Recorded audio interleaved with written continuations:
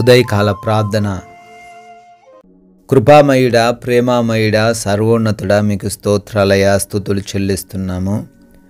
గతించిన రాత్రంతను కూడా మా ఎడల మీరు చూపిన కృప ఉన్నతమైనది, గొప్పది తండ్రి. అవును తండ్రి, ఈ ఉదయకాలంన ఈ పునరుద్ధాన దినమందు సజీవులంగా మేము ఉన్నాము అంటే అదేదో మాకున్న జ్ఞానం, బలం, మాకున్న శక్తి, సామర్థ్యము, అధికారము వలన కాదయ్యా. కేవలం మీరు మాకు ఆయుష్నిచ్చారు, జీవాన్నిచ్చారు, ఈ రోజును చూసే కృపనిచ్చారు. అందును బట్టే మేము ఇంకనూ సజీవులంగా ఉన్నాము తండ్రి. అయ్యా, మీకే కోట్లాది కోట్ల కృతజ్ఞతలు చెల్లిస్తున్నాము తండ్రి. అయ్యా, ఇర్మియా గ్రంథం ద్వారా 33:14 ద్వారా మాట్లాడుతున్నారు. మీ మాట నెరవేర్చే దినములు వచ్చుచున్నవి అంటున్నారు తండ్రి. అయ్యా, ఈరోజే మీరిచ్చిన వాగ్దానాలని ప్రతి బిడ్డ జీవితంలో నెరవేర్చండి. ఈ ప్రార్థనలు ఏకీభవిస్తున్న ప్రతి బిడ్డ కూడా ఈ వాగ్దానాన్ని స్వతంత్రించుకొని అయ్యా, మీరు వారి జీవితంలో వేటినైతే వాగ్దానం చేశారో అవన్నీ కూడా ఈరోజు నెరవేర్పులోనికి రావడానికి సహాయము దయచేయమని కూడా ప్రార్థిస్తున్నాం తండ్రి.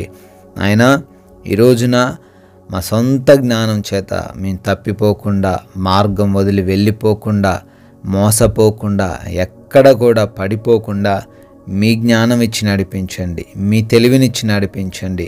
వివేచన శక్తితో ఈరోజు ముందుకు సాగే సహాయం అనుగ్రహించండి తండ్రి.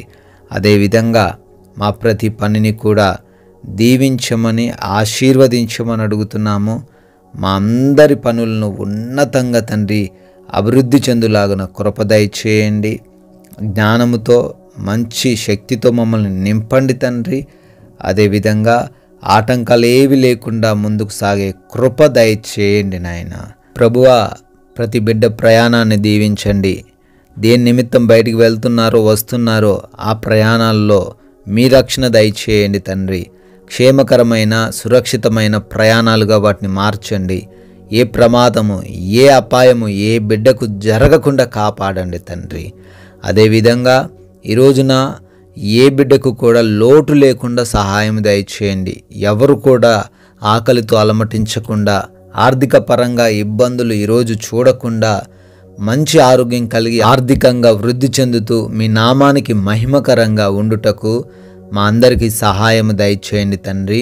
మీకు విరోధంగా మేము ఏ కార్యము జరిగించకుండా, అపవాదికి లోబడకుండా సహాయం దయచేయండి అయ్యా.